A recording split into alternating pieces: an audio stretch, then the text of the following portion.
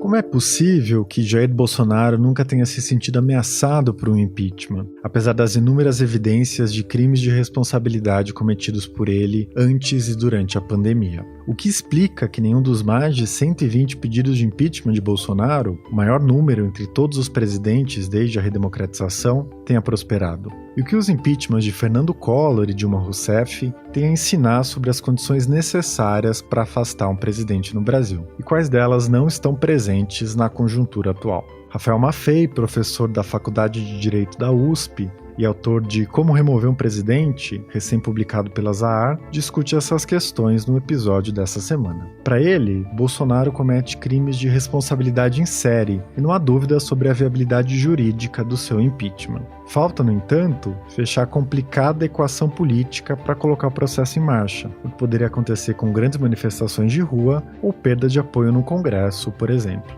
Rafael considera que, por não ser responsabilizado, o presidente tem todos os estímulos para jogar sujo nas eleições do ano que vem, e que a aposta da oposição em enfrentar Bolsonaro nas urnas, em vez de defender o impeachment já, é no mínimo perigosa. Eu sou Eduardo Sombini e este é o Ilustríssima Conversa. A gente volta já.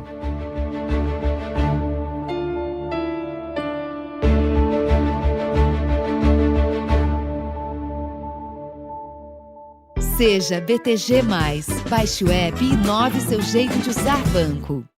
Rafael, muito obrigado por participar do podcast. Eu queria começar literalmente pelo começo, pela primeira página do livro. A epígrafe é um verso de uma música do Pink Floyd, que diz na tradução em português: "Eu me tornei confortavelmente anestesiado". Por que essa escolha? Ela tem a ver com a situação do Brasil e com o debate atual sobre o impeachment do Bolsonaro? Tem um pouquinho a ver com o debate atual. Primeiro, bom dia a todo mundo que nos ouve.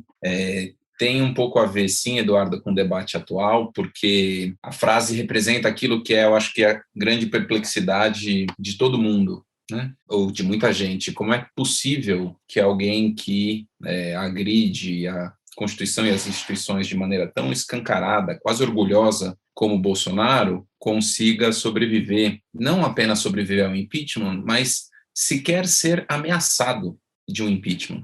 Porque o impeachment, no caso do Bolsonaro, até agora não conseguiu ser sequer uma ameaça que o constrangesse minimamente, né? Não é que ele sofreu uma acusação e respondeu ao processo e conseguiu ser absolvido ali na Bacia das Almas. Ele sequer ameaçado genuinamente foi até agora.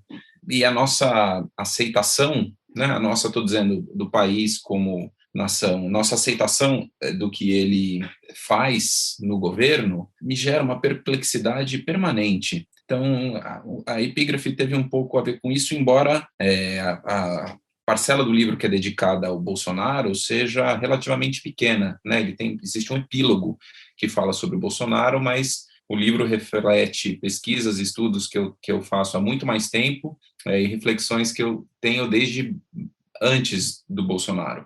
Mas ali, acho que para a epígrafe, isso era uma coisa que me marcou. E tem uma coisa que é pessoal também. Naquele momento eu estava ouvindo muito Pink Floyd, né? Durante o processo de escrita do livro, foi uma banda que me acompanhou bastante. Eu me considero um descobridor relativamente tardio do Pink Floyd. Não era uma banda que eu ouvia na minha adolescência e que eu comecei a ouvir agora mais velho, por incrível que pareça, inclusive por influência dos meus filhos de 11 anos e 9 anos, que gostam muito. Que maravilha. E Rafael, você mencionou agora que você se dedica ao tema do impeachment há alguns anos, não é?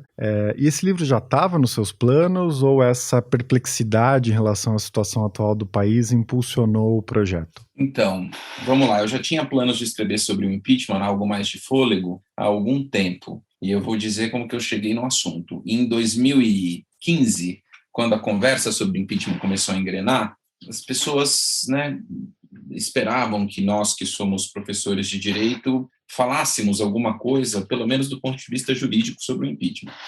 E eu falei, bom, deixa eu estudar esse negócio aqui, porque essa coisa tem cara de que pode ser importante num futuro breve, embora até meados de 2015, ninguém levava muito a sério a hipótese de que a Dilma, o PT, com aquela base de apoio grande que tinha no Congresso, pudesse sofrer um impeachment.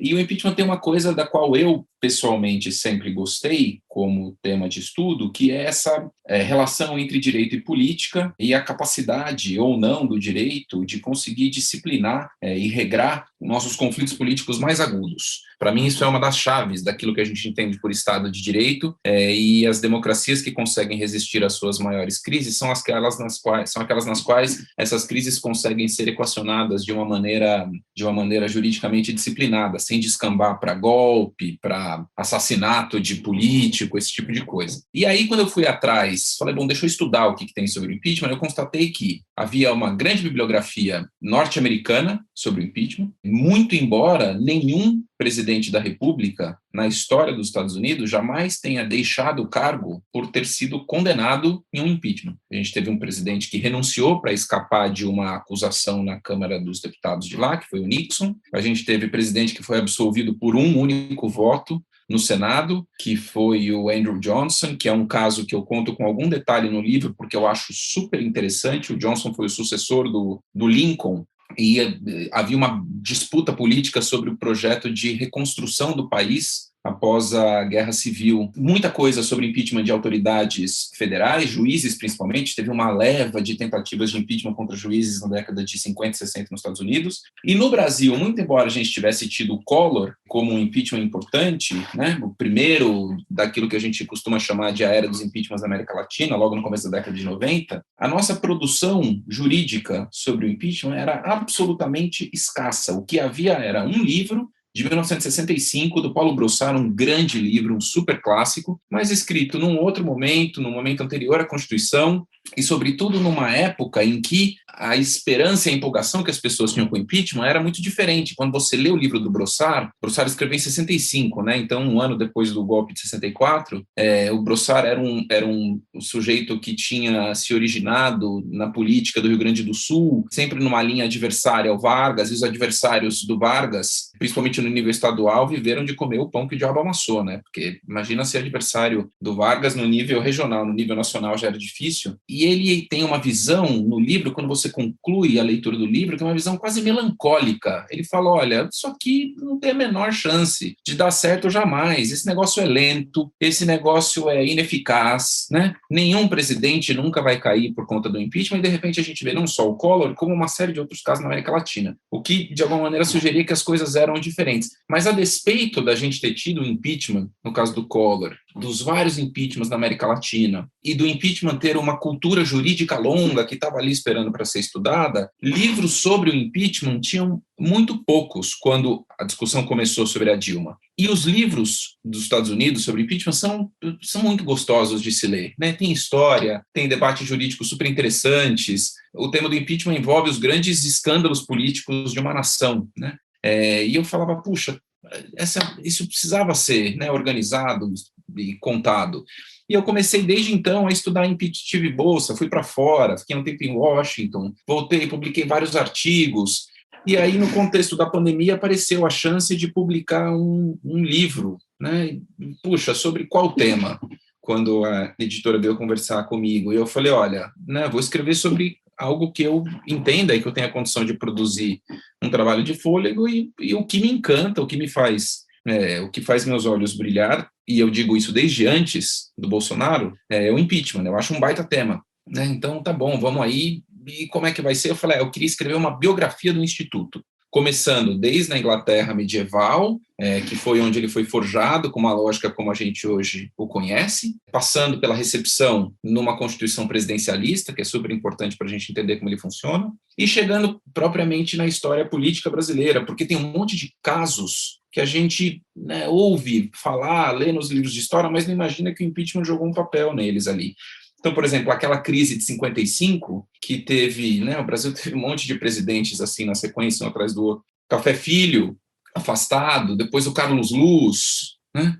Aquilo teve uma espécie de um impeachment B, que foi uma coisa chamada de impedimento ali na hora. A minha hipótese é, inclusive, que isso é uma das razões pelas quais a gente acostumou a traduzir impeachment como impedimento, embora as duas palavras não signifiquem a mesma coisa, é um falso cognato. E o próprio caso do Vargas, um ano antes, né? O Vargas, pouco tempo antes do seu suicídio, sobreviveu a uma denúncia de impeachment, mas foi um processo que o desgastou muito, né? O nosso primeiro presidente republicano, Marechal Deodoro da Fonseca, caiu, renunciou, porque entrou numa briga com o legislativo justamente em torno da aprovação da lei do impeachment, porque ele já bebia as turras com o legislativo e falava, esses caras estão aprovando esse negócio aqui para me pegar na esquina, e eu não vou deixar. Aí ele tentou dissolver o Congresso, não conseguiu, né? E acabou tendo que renunciar. Então, ironicamente, o primeiro presidente civil que a gente teve não terminou o seu mandato por causa do impeachment, mas não por ter sido condenado, mas porque a discussão política para aprovar a lei do impeachment precipitou a sua renúncia. E tudo isso estava aí para ser contado, né? E eu tentei colocar isso no papel, em formato de livro, de uma grande história, sem linguagem jurídica, né? É um livro que é feito para ser lido para quem não é do direito, embora a minha formação e a minha atuação seja uma atuação jurídica, eu sou professor de direito. Com certeza. Bom, como você disse, não é, o primeiro presidente do Brasil, Marechal Deodoro da Fonseca, renunciou em meio a essa crise gerada pela discussão de uma lei do impeachment, e também o primeiro presidente eleito por votação direta depois da ditadura militar, Fernando Collor, também caiu em razão de um processo de impeachment. Você analisa o caso do Collor com muitos detalhes no livro, né?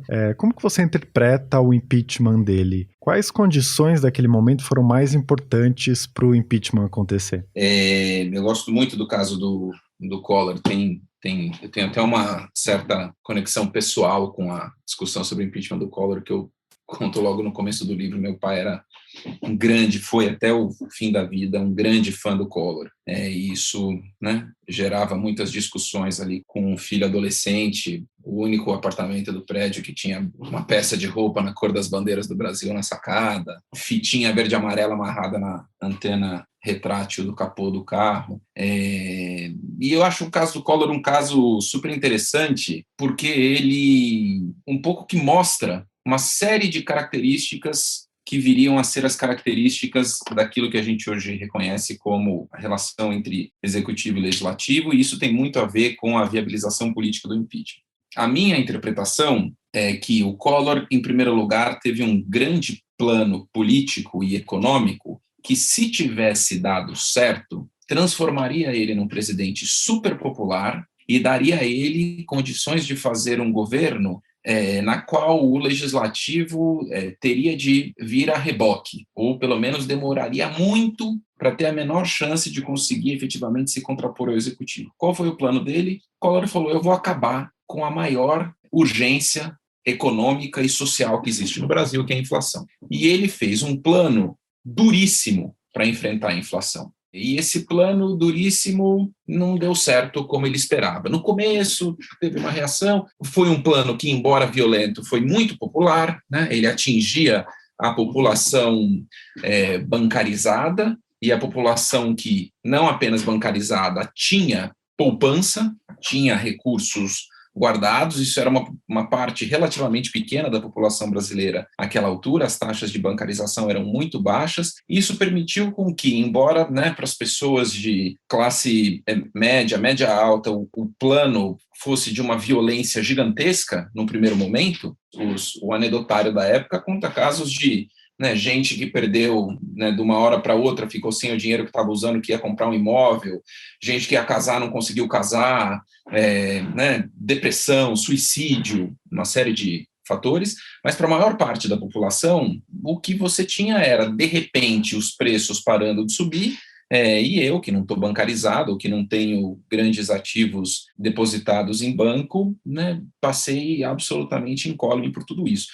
E, de início, o plano teve sucesso e foi muito bem recebido. As pesquisas de opinião da época mostram que a aprovação, tanto ao Collor quanto ao plano, eram bastante altas. Mas, enfim, por uma série de razões econômicas, os preços voltaram a subir, o plano começou a se mostrar não tão bem sucedido, as condições, o impacto do plano na vida das pessoas começou a se mostrar maior, porque com o passar do tempo, né, o fôlego das empresas foi diminuindo, dificuldade para pagar salários, uma série de coisas, e isso fez com que a popularidade do Collor começasse a piorar, a aprovação do governo começasse a piorar. Então, a grande aposta do Collor, né, eu vou me tornar um presidente extremamente popular e ter condição de fazer um governo, em grande parte, cesarista, né, tocado completamente a partir da agenda do executivo, passando por cima do legislativo, se necessário for. Porque eu vou entrar para a história como o presidente que vai ter resolvido o maior problema social e econômico do Brasil. Esse plano deu errado,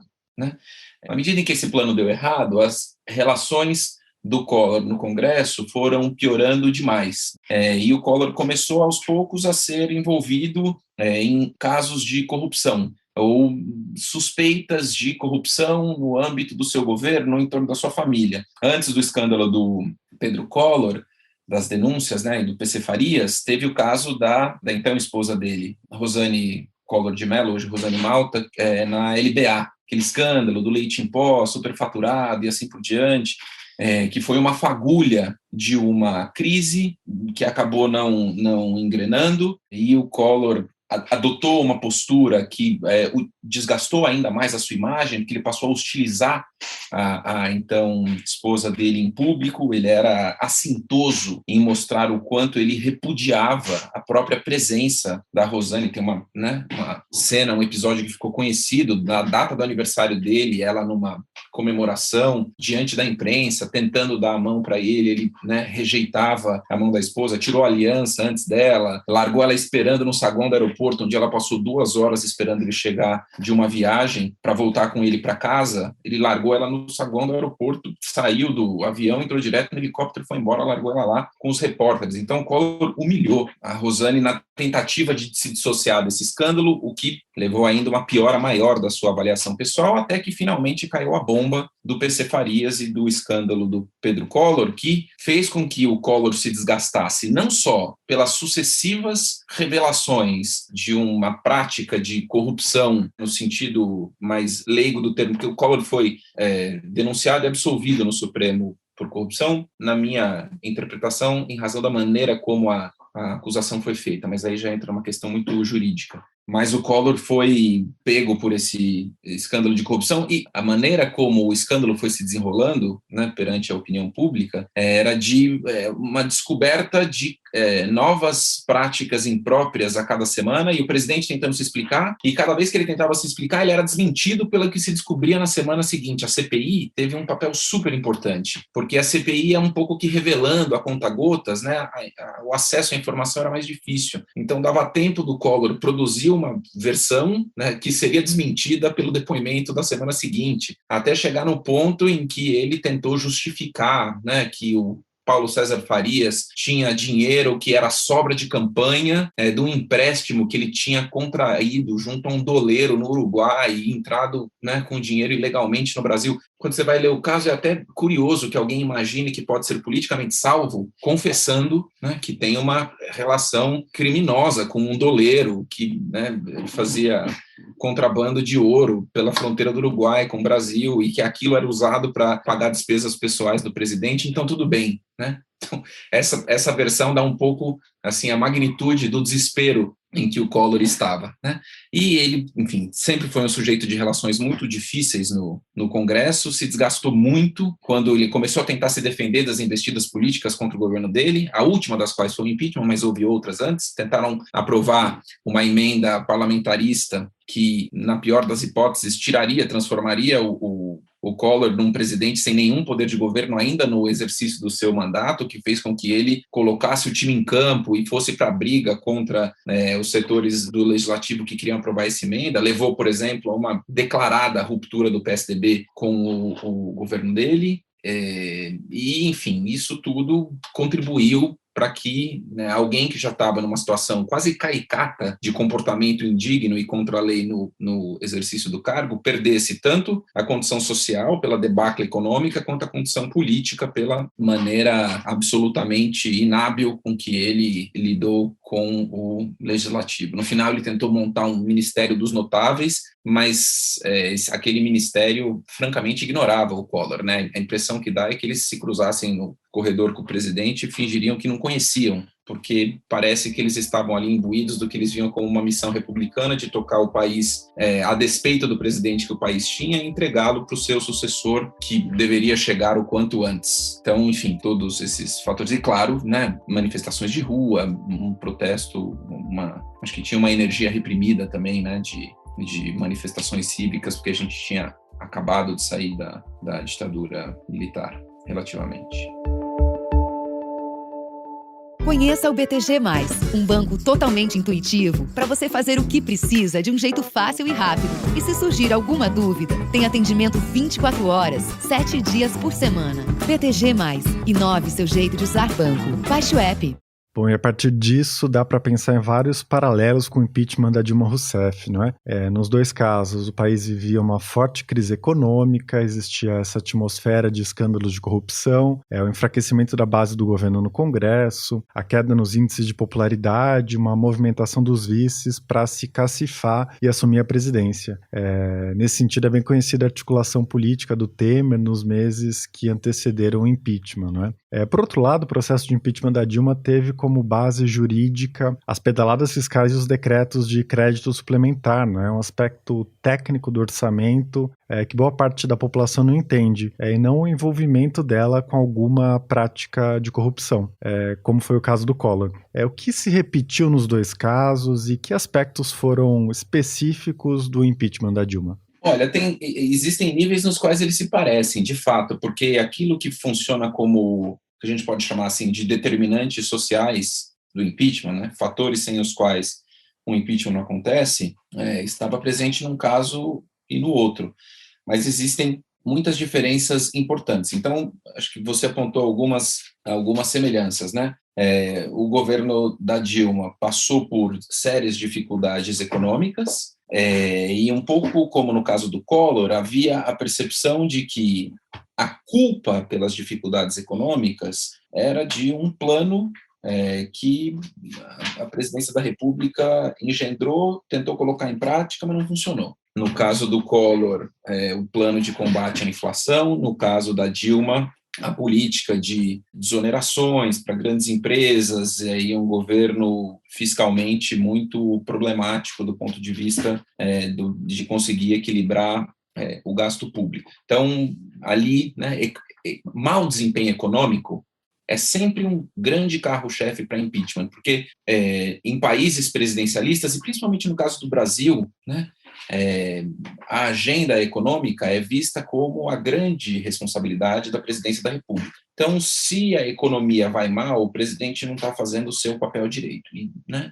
esse já é um primeiro caminho para que a popularidade do presidente caia e ele comece a experimentar reações de hostilidade, de desaprovação, tanto no universo político quanto nas ruas e dentro da opinião pública mais qualificada, chamados formadores de opinião. Então, esse é, sem dúvida, um ponto de semelhança entre os dois. Um segundo ponto de semelhança, como você apontou, o papel dos vices. A gente lembra muito do Temer com a sua, né, disposição ali em mexer pauzinhos enquanto a Dilma estava na presidência da República, mas a gente não tem muito olhos para o que foi o desempenho do Itamar Franco. E eu acho que isso se deve ao fato de que todo mundo tem a percepção de que a vilania e a desonestidade do Collor eram tão caricatas que o impeachment do Collor um pouco que se impôs por si mesmo, enquanto no caso da Dilma ele teve que ser construído. Isso não é exatamente verdade no caso do Collor, porque em qualquer cenário o impeachment depende de uma construção política, e essa construção política necessariamente vai passar pelo vice-presidente. O vice pode ser alguém que vai assumir um papel mais ostensivo, mais discreto nisso, mas de toda maneira não tem como um impeachment andar se a classe política, né, 70% dela, que é o que você precisa para conseguir tirar um impeachment, viabilizar um impeachment, não tiver absoluta certeza de que ela estará em uma situação relativamente melhor no governo, né, no futuro governo do vice, do que ela está no governo atual. E essa garantia você não tem como ter se o vice não der algum tipo de sinalização do que vai ser o seu governo e de como as forças políticas importantes para que um presidente da República seja deposto pelo impeachment estarão posicionadas no futuro governo. O Itamar fez isso, né, de um jeito discreto, de um jeito dele, mas assim, discreto, mas não muito discreto. O rompimento do Itamar com o Collor foi público. O Ministério dos Notáveis, que foi a grande cartada do Collor para tentar se salvar, o Itamar não saiu nem da sala dele para descer na cerimônia e cumprimentar os novos ministros, né? Ele se desfiliou do partido do presidente, nunca escondeu o que era, se via como alguém marginalizado dentro do governo. Ele não usou a expressão vice-decorativo, mas, né, que foi usada pelo Temer, mas eu não tenho nenhuma dúvida de que assim ele se via. E o Collor deu muita razão para isso, né? Porque o Collor, a impressão que dá é que o Collor olhou para o Itamar e falou: o negócio é o seguinte, eu preciso de você para a campanha, porque você é um sujeito importante de um estado que tem um colégio eleitoral grande, que é Minas Gerais. Eu tenho uma bandeira que é caça aos marajás e combate à corrupção, e você, Itamar, é um sujeito que tem uma reputação, inclusive entre os políticos, de ser um sujeito muito honesto, incorruptível, e ao mesmo tempo você já está numa fase da sua vida em que você está perdendo a relevância e eu não vou ter que dividir poder com você. Então você cuida aqui do PRN, que era o partido de ambos, você cuida da política mineira, você decide quem vai sair candidato a vereador, da política nacional você deixa que eu toque, eu não vou nem te convidar para a cerimônia de apresentação do plano de governo. Itamar não foi convidado. Então ele, enfim, começa o governo com um rancor muito grande com esse afastamento do Collor, e isso, quando o Collor começa, né, a ter a sua imagem associada à corrupção, o Itamar, né, botou o time em campo e saiu fazendo reunião na Fiesp para construir apoio para o seu governo. O Temer também, né, teve lá a sua cartinha enviada para Dilma, que foi para o Itamar mandou uma carta para o Collor, que foi parar na imprensa, né? As semelhanças são realmente incríveis, isso está bem documentado no livro. Mas também houve muitas diferenças, né? E talvez a mais gritante delas seja aquilo que você mencionou na sua pergunta, o desalinhamento que houve entre as razões pelas quais a Dilma foi afastada e a motivação política, pelo menos de uma parte importante da classe política que foi decisiva para a sua queda. O PMDB foi absolutamente decisivo para a queda da Dilma, sem não só os votos, mas o trabalho de bastidores e a energia que as lideranças do PMDB, principalmente na Câmara, colocaram no impeachment, ele não teria acontecido. E é muito irônico que pesquisas de opinião, imediatamente após o afastamento da Dilma, quando perguntassem para a população por que razão a Dilma foi afastada, a resposta da maior parte das pessoas era: ela foi afastada por corrupção ou por tentativa de interferir em investigações de corrupção. Então, para muita gente, a Dilma caiu ou porque ela estava envolvida na Lava Jato ou porque ela tentou impedir as investigações da Lava Jato. Pelo menos quando a gente considera as razões pelas quais o PMDB e as lideranças do PMDB trabalharam para a queda da Dilma, não só essas não eram as razões pelas quais ela caiu, mas as razões pelas quais ela caiu eram o exato oposto disso, porque a Dilma nunca mostrou ou disposição ou condição, ou as duas coisas, né, tanto indisposição quanto falta de condição, de mover uma palha junto, por exemplo, à Polícia Federal, Ministério da Justiça. A Dilma reconduziu o Janot, que era um sujeito visto como um procurador da República absolutamente carbonário. A classe política achava que o Janot queria ver todo mundo ali no cadafalso, ou né, trancado na prisão com a chave jogada fora. E a Dilma reconduziu esse sujeito para a Procuradoria-Geral da República, no primeiro lugar, na lista tríplice, aquela coisa. Então, a imagem que havia naquele momento, e isso, acho que depois do áudio do Romero Jucá, não tem nenhuma dúvida, era a seguinte: se a gente tem alguma chance de escapar da Lava Jato, a gente está falando de 2015, 2016, né? Não tinha vaza-jato, não tinha nada disso. A Lava Jato era uma operação absolutamente inquestionável. Ai de quem falasse um A do Sérgio Moro, do Deltan Dallagnol, do Janot e assim por diante. Eles olhavam e falavam: olha, no que depender da Dilma, a Dilma vai deixar a gente ser preso por anos e anos e anos. Então, ou a gente consegue tirar a Dilma do governo, ou a gente vai acabar na cadeia. né? Então, se a Dilma sair, quem entra? O Michel. O Michel consegue construir para a gente né, ele tinha aquele documento que era Ponte para o Futuro, acho que ali no caso do impeachment era Ponte para um Futuro fora da prisão. Michel consegue construir a ponte para o futuro fora da prisão? Consegue. Então vamos fazer o que for preciso para que a Dilma saia e o Michel chegue o quanto antes à presidência da República. Essa foi, e aqui, né, a distinção entre o Collor, o caso do Collor e o caso da Dilma não podia ficar mais claro. O Collor era um presidente com comprovadas relações com um traficante de influências. O PC Farias era uma coisa, parecia vilão de filme da Sessão da Tarde, né? Um sujeito que cobrava favores e propinas assim à luz do dia, de maneira escancarada. Todo mundo sabia que qualquer um que precisasse chegar perto do governo para fazer qualquer tipo de contrato precisava pagar pedágio para o PC, e assim o sujeito pagava pessoalmente conta da casa do presidente da República. Era um negócio primário que chegava até a ser constrangedor. Aí depois vem Operação Uruguai, contrato forjado com doleiro. Era uma coisa que você olha e fala, gente, né? Muito, é o equivalente de você ver assim, aquelas fotos da década de 90 de criança andando em pé na caçamba de caminhonete, adolescente andando de moto sem capacete, uns negócios você fala, nossa, como isso foi possível há relativamente tão pouco tempo? Você olha para o caso do Collor, você fala, como algo tão chocante, né, foi possível? E você tirar um sujeito desse para colocar o Itamar, que era um sujeito que era reconhecido como um político incorruptível, não existe nenhum lance na história política do Itamar de qualquer suspeita de envolvimento com falcatrua, com corrupção. Ele era profundamente respeitado por ser, como disse um ex-ministro do Supremo numa entrevista, sujeito asperamente honesto, né? Se a conversa fosse para um lado esquisito, o Itamar era uma pessoa que estrilava. Até fazia sentido você tirar o Collor para colocar o Itamar, se o seu grande problema era práticas imorais da presidência da República. No caso da Dilma, você tinha esse movimento popular de indignação, justa indignação, diga-se de passagem, contra a corrupção política, mas não só as acusações contra ela passavam longe de corrupção, como a prática dela como a presidente da República mostrava que ela não estava nem um pouco disposta a usar os poderes do seu cargo para impedir as investigações, como ainda você ia tirar a Dilma para colocar um sujeito que estava muito mais envolvido naquela altura com investigações sujeitas de corrupção do que a Dilma. Então não fazia muito sentido, em nome do combate à corrupção, você trocar a Dilma pelo Temer, né?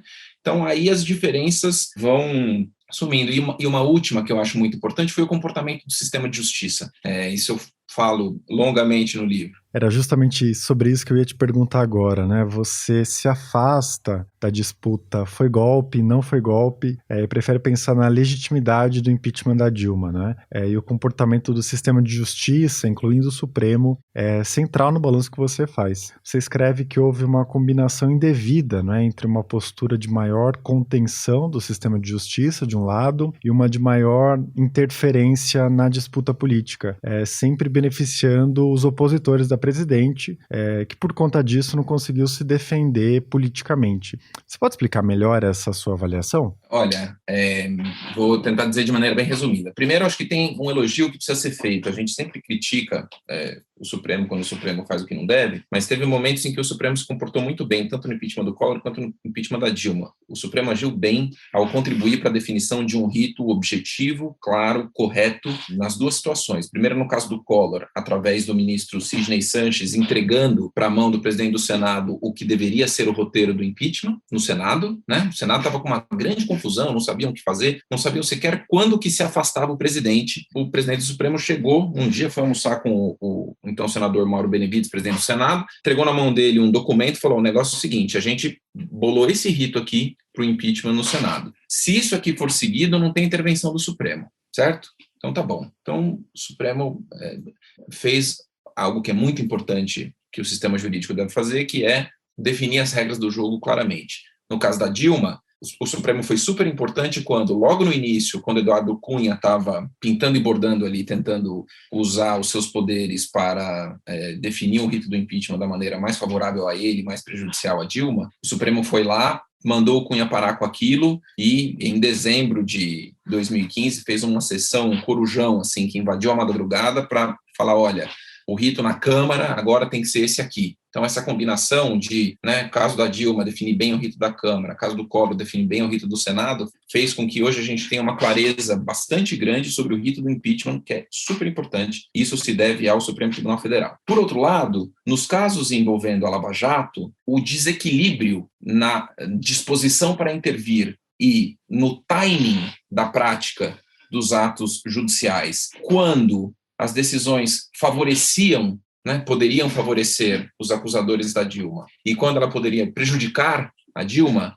era, assim, escancarada, era evidente. Então, para pegar dois fenômenos semelhantes, divulgação de áudios. O áudio do Romero Jucá, que confessava uma série de motivações espúrias à tentativa de impeachment da Dilma, esse áudio estava captado muito antes da votação da autorização do impeachment na Câmara. Ele foi divulgado semanas depois da autorização ter sido concluída. Já o áudio da Dilma com o Lula foi captado mesmo depois de terminado o prazo de interceptação legal pelo então juiz Sérgio Moro, foi divulgado instantaneamente. Não se deram ao trabalho sequer de transcrever o áudio. O Moro teve que depois voltar atrás numa decisão que ele tinha dado para convalidar aquela divulgação daquele áudio, tudo com o óbvio e evidente objetivo de causar um fato político que inviabilizasse a posse do Lula na Casa Civil, que era algo que tinha condição de, politicamente,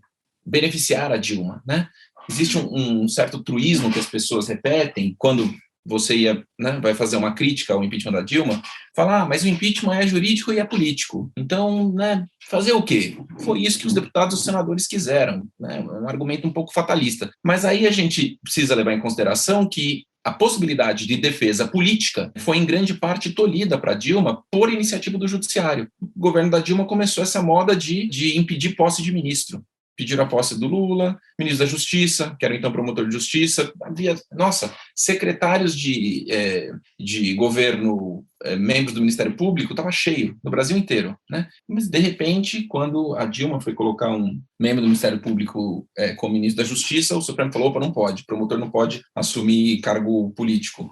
O Lula, não pode, E logo depois, quando chegou no caso do Temer, o Supremo virou e falou, não, peraí, a gente não pode ficar escolhendo o ministro no lugar do presidente, Então foi quase que uma jurisprudência de ocasião que rapidamente recuou, assim como a régua do início do cumprimento de pena de prisão ficou mais grave para depois recuar, a justiça perdeu completamente limites de autocontenção naquele momento mais agudo, o que dava para todo mundo do mundo político a certeza de que, enquanto a Dilma fosse presidente da República, o judiciário não daria o menor sossego para eles. E isso havia a esperança de que, com a troca da presidência, isso ajudasse também. Isso foi absolutamente decisivo, não só para que a classe política fosse estimulada a perseguir uma alternativa à Dilma, para que pudesse se safar, como também para que a Dilma fosse impedida de exercer uma defesa política que ela, se o impeachment é político, então deixa eu fazer minha defesa política. Um dos casos que eu conto no livro, esse impeachment do Andrew Johnson,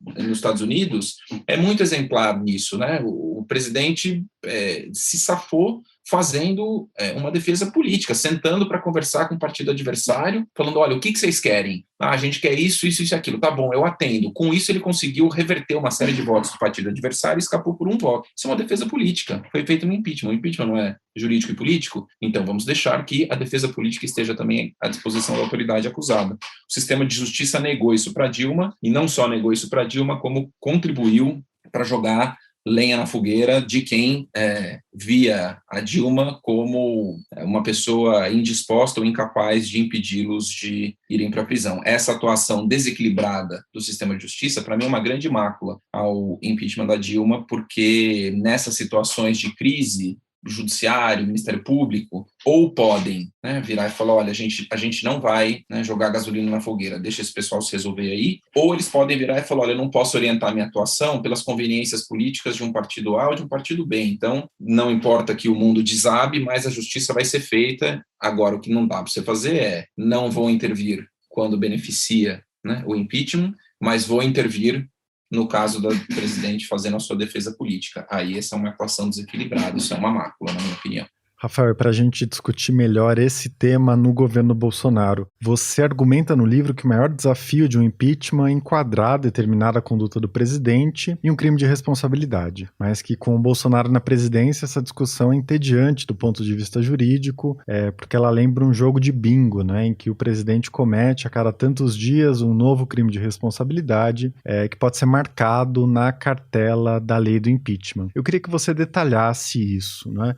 Quais crimes de responsabilidade o Bolsonaro já cometeu? Olha, para mim, a grande marca de crime de responsabilidade no governo Bolsonaro é a atuação dele na pandemia. A lei do impeachment prevê que é crime de responsabilidade o presidente atentar patentemente contra um direito social garantido na Constituição, e o direito à saúde é um direito social garantido na Constituição, como ela também prevê que é crime o presidente atentar contra a dignidade, a honra e o decoro do cargo. Na minha opinião, o comportamento do Bolsonaro na pandemia caracteriza muito claramente esses dois delitos.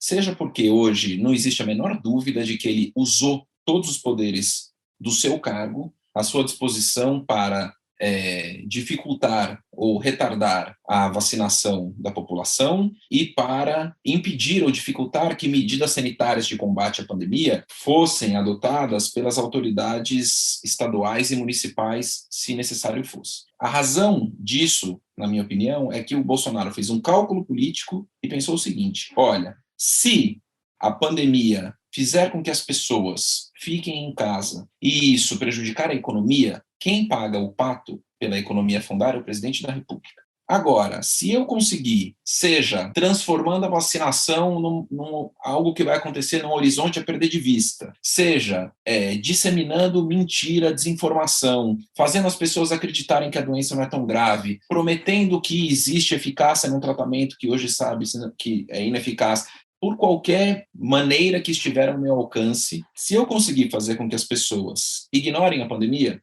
talvez eu consiga salvar a economia. Não quero nem entrar no mérito se ele está certo ou errado nessa conta, porque o Bolsonaro é o único presidente do mundo que acreditou que você vai salvar a economia ignorando a pandemia, né? Mas assumindo que isso fosse possível, esse foi o cálculo dele. Então, o cálculo dele foi, olha, se tiverem que para isso morrer 100 mil pessoas a mais do que morreriam, se a vacina chegasse rápido, se eu estimulasse as medidas sanitárias absolutamente consensuais, paciência, porque essas mortes eu consigo jogar nas costas de prefeito e de governador. Porque quando a pessoa morre porque não tem um leito de hospital, ela morre na porta de um hospital estadual, ela morre na porta de uma unidade de saúde municipal. Na nossa distribuição federativa de política de saúde, o atendimento à população ali na ponta vai ser feito principalmente por hospitais estaduais ou por hospitais municipais. O papel do governo federal é outro, é liberação de verba, coisa que diversos estados tiveram que ir ao Supremo para conseguir, e, no caso específico de uma pandemia, correr com vacina, porque o plano de vacinação é um plano nacional. Foi tudo isso que o Bolsonaro não fez, né? Então foi um cálculo. Quantas pessoas vão morrer a mais? 80 mil? 100 mil? Né? Tudo bem, todo mundo vai morrer um dia, não foi isso que ele disse? E aí, quem morreu, eu faço o que for possível para jogar a culpa em governador e prefeito. Se isso não é abusar do poder do cargo para atentar contra a saúde das pessoas, se isso não é quebra de decoro, né? Porque qual é o caso clássico de quebra de decoro? Mentira. O Cunha foi cassado pelo quê? Porque ele mentiu. Mentiu que não tinha conta na Suíça, quando na verdade tinha lá um trust do qual ele era beneficiário. Né? A pessoa sistematicamente produzir, disseminar notícias sobre um tratamento só não é ineficaz porque ele tem efeitos que são danosos à saúde, né? Não dá nem para chamar de placebo. Então ele é eficaz para piorar a sua saúde. A pessoa falar contra a máscara. Quem é que a essa altura do campeonato ainda fala contra a máscara? É uma vilania quase caricata, disposição de usar do seu cargo para tentar obter um benefício político de curto prazo, que é, né, criar uma situação na qual eu imagino que eu vou conseguir construir um discurso, né, que me prejudique menos do que prejudicará os meus adversários, às custas das vidas das pessoas. Né? Se isso não é, né, quebra de decoro, o uso indevido da mentira, da dissimulação, do ataque, da violência verbal, que é justamente isso que o crime de quebra de decoro quer impedir. E se isso não é atentar contra a saúde pública dos brasileiros, né, você deliberadamente atrasar a compra de vacina, numa pandemia que todo mundo sabia que só ia ser resolvida com isso, né, a troco de nada, sem nem se preocupar em dar uma explicação plausível para isso, né, uma mentira, nossa, não, porque por causa do contrato, da cláusula do contrato, a Pfizer não vai se responsabilizar, por acaso o fabricante da cloroquina vai se responsabilizar por uso fora da bula da cloroquina? Então, assim, nem juridicamente nada faz sentido. É evidentemente o uso impróprio dos poderes e da posição da presidência da República para tentar obter uma vantagem política, eleitoral de curto prazo às custas dos seus adversários. Isso é evidentemente crime de responsabilidade, né, nos termos da lei, e eu considero que não existe nenhuma discussão séria hoje, jurídica, sobre se ele cometeu ou se ele não cometeu crimes. Toda a equação é política. E aí a gente pode pensar em algumas razões pelas quais o impeachment não prosperou até aqui, pelo menos, né? Primeira coisa que a gente tem que lembrar é que o impeachment é politicamente difícil. Você precisa ter muitos partidos e muitas lideranças que têm horizontes diferentes para si no futuro, fazendo um cálculo estratégico de que para todas elas o impeachment é a melhor coisa. E eu acho que isso não existe neste momento, inclusive porque uma parte da própria oposição ao Bolsonaro tem um cálculo de que disputar nas urnas contra ele em 2022 é mais vantajoso do que disputar contra quem assumiria o papel dele numa eventual corrida eleitoral no ano que vem. Exatamente. Eu queria que você falasse um pouco desse cálculo político da oposição, não é? O Lula e o PT estão longe de embarcar em uma defesa enfática do impeachment do Bolsonaro, e a estratégia é apostar que com a pandemia e a economia patinando, ele vai sangrar até as eleições de 2022 e vai ser derrotado. O que você pensa disso? Essa estratégia pode ser suicida? Olha, eu não sou analista de eleição, eu não sou cientista político especializado nisso. Eu acho que o Bolsonaro é um sujeito que vai disputar as eleições com uma taxa de rejeição que hoje a gente pode imaginar que vai ser uma taxa de rejeição alta. Agora, o que eu acho que a gente precisa levar em consideração é que o Bolsonaro, ano que vem, tem todo o estímulo para jogar tão sujo quanto possível nas eleições. Por várias razões. Primeiro, porque ele é um sujeito que não tem ideologicamente nenhum tipo de compromisso com eleição e com democracia. Isso não é uma invenção minha, ele diz isso publicamente. Manifestações variadas de que a gente nunca vai resolver nada pelo voto, de que urna é fraudada, de que a eleição, se não for no papel, com voto impresso, vai ser eleição suja. Então ele já anunciou, ninguém vai poder dizer o ano que vem, se o Bolsonaro sabotar as eleições como estiver ao seu alcance, ninguém vai poder seriamente olhar e falar, puxa, a gente não imaginou que isso podia acontecer, não é mesmo? Todo mundo sabe, inclusive que ele não faz nenhuma questão de esconder. O segundo é que ele pode ser um candidato eleitoralmente competitivo se a vacinação avançar, se a recuperação da economia mundial fizer com que as commodities subam de preço, isso sempre beneficia o Brasil. Então, mesmo em um cenário de eleição disputada na bola,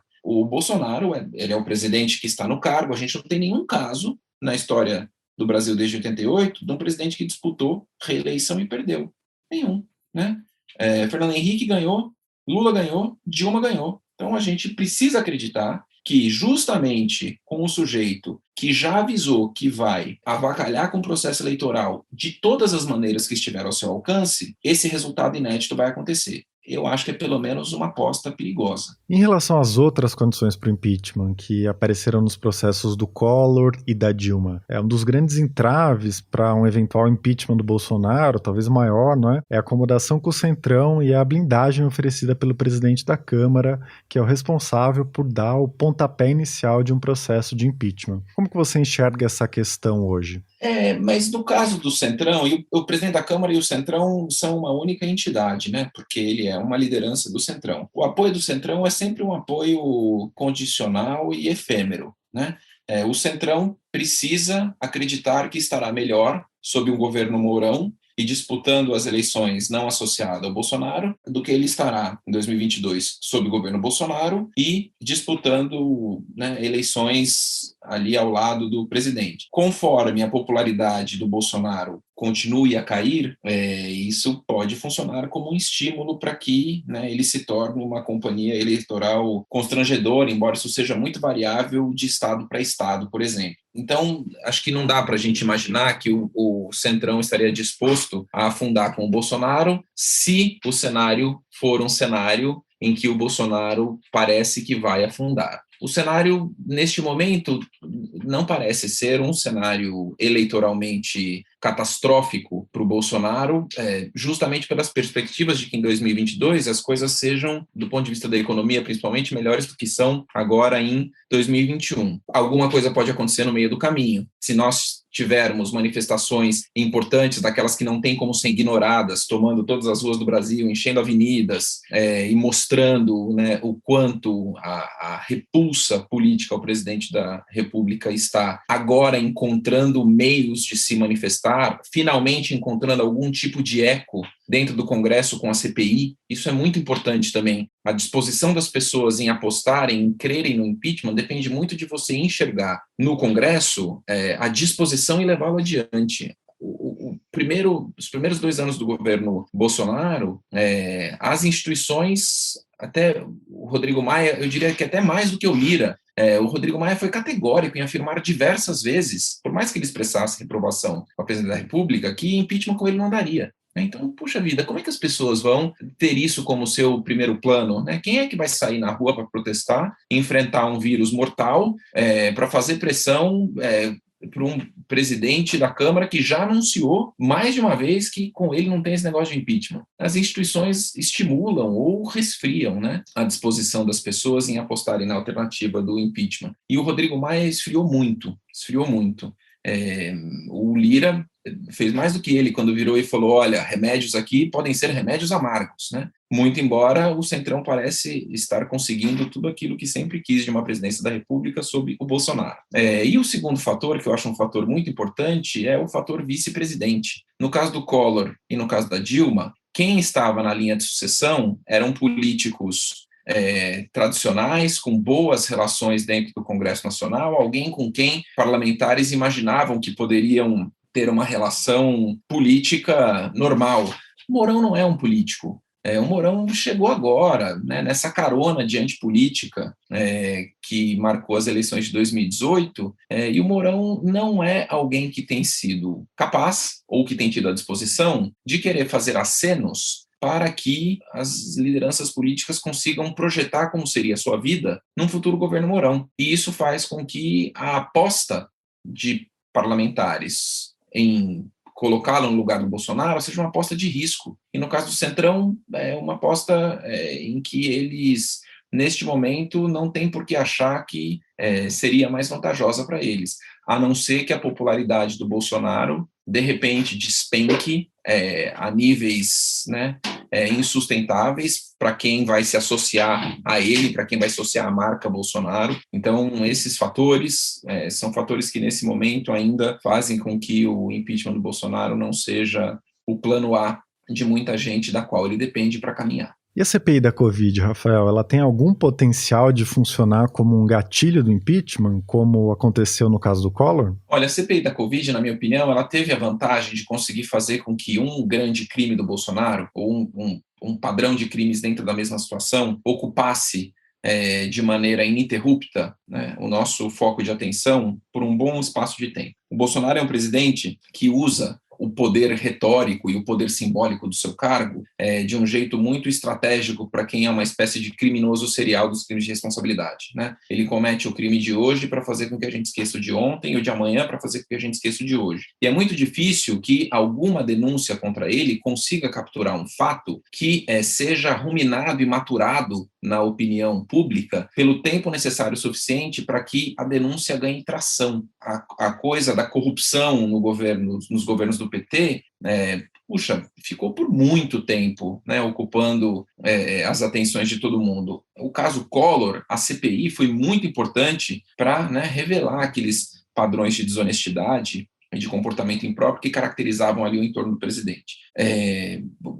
Finalmente, a gente está tendo um mínimo de foco, né, sobre um tipo de crime cometido pelo Bolsonaro a partir da CPI da Covid. Por outro lado, no caso do Collor, a CPI era o lugar onde as notícias saíam. Você descobria as coisas nos depoimentos da CPI. Né? A CPI, no caso do Bolsonaro, ela constrói uma narrativa e organiza um discurso de crimes que a gente já sabe que aconteceram. Então, ela não tem esse aspecto da novidade chocante e escandalosa, né? Salvo uma outra coisa que aparece com mais clareza. Olha, a quantidade de e-mails, o gabinete paralelo, mas no fundo todo mundo sabe que Bolsonaro é um criminoso político no contexto da pandemia, e a CPI não vai fazer com que ele seja visto como um criminoso político quando ele já não era visto como um criminoso político. Eu acho que ela tem esse papel de conseguir produzir materiais e de refinar um discurso e uma acusação que pode ser muito útil para subsidiar, do ponto de vista da convicção popular, que aquilo é um padrão de conduta que é incompatível com o exercício da presidência e que configura um crime de responsabilidade. Mas ela não tem o mesmo efeito, eu não espero que ela tenha o mesmo efeito de gatilho que foi a CPI do Collor. Mas ela é muito importante e ela precisa conseguir produzir um relatório de impacto, como foi o relatório de impacto da CPI do Collor. Perfeito, Rafael. Eu queria te dar os parabéns pelo livro e agradecer muito a conversa. Valeu, obrigado, Eduardo. Eu que agradeço a entrevista. Se você se interessa por esse assunto, eu recomendo o episódio que foi ao ar no começo de maio com os cientistas políticos Fábio Kertsch e Marjorie Marona, organizadores de uma coletânea que faz um balanço dos 2 primeiros anos do governo Bolsonaro e enumera retrocessos ocorridos em vários temas na primeira metade do mandato. Este foi a Ilustríssima Conversa. Eu sou Eduardo Sombini e a edição de som é da Natália Silva. A gente se vê daqui a 2 semanas. Até lá!